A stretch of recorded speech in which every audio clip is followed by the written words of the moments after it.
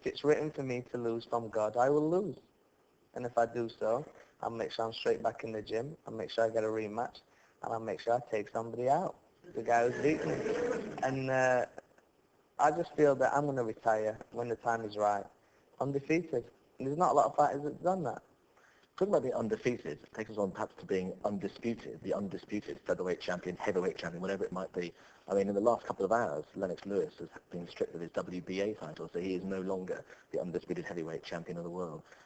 Do you sometimes feel that you're a bit of a pawn in the great game of boxing, matchmaking, and money here and TV contracts there? Don't you wish you were the undisputed featherweight champion of the world?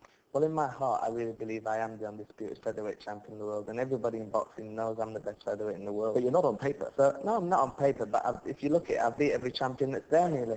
You know, I beat every champion that is a champion that had a belt. And if I didn't win the belt, I beat him when he was world champion, and they didn't give me the belt.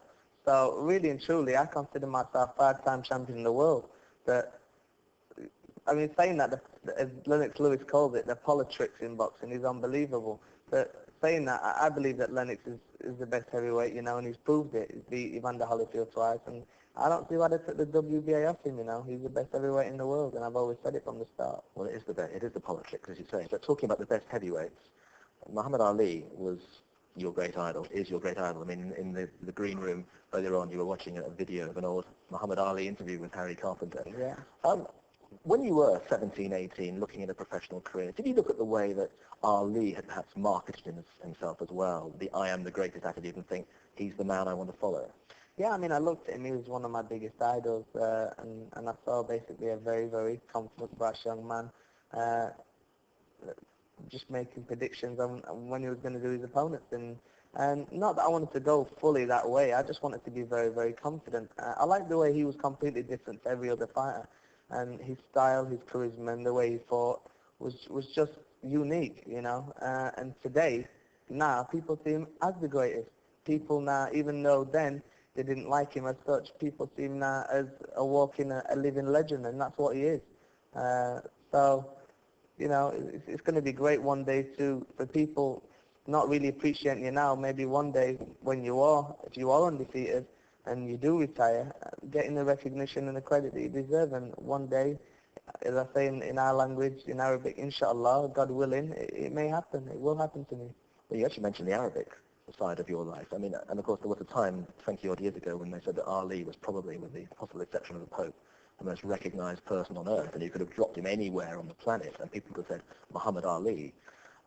Your fame in certain parts of the Middle East is unparalleled, and maybe a lot of people in this country will not be aware of that. And you have said, in rather grandiose terms, which of course is very out of character for you, but you have said that you would like to, quote, unite the Arab world. Easy to say, but is that something that burns inside you? I won't say burns inside me, but it's a big, big ambition out there to do. I mean, from a little guy from Sheffield, a little young English Arab, a Yemeni, that just, you know, wanting to unite the whole Arab world and just make it one, you know. How?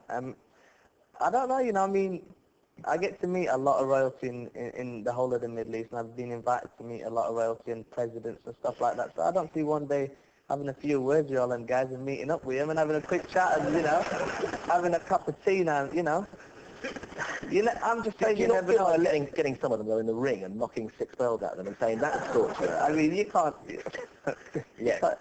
You can't do anything like that. I mean, they do what they do in their country in the Middle East, and that is it basically. But I feel, from a little guy to come from Sheffield, that's all I see myself as, a little guy from Sheffield that had a vision, a goal from the age of 7, and I've done what I've had to do, and I still want to reach out for more, you know. I still want to reach for the stars, and I feel that this little same guy from Sheffield can still do it. This little Arab guy can still maybe pull off an amazing thing, and amazing ambition, and unite the whole of the Arab world. You never know.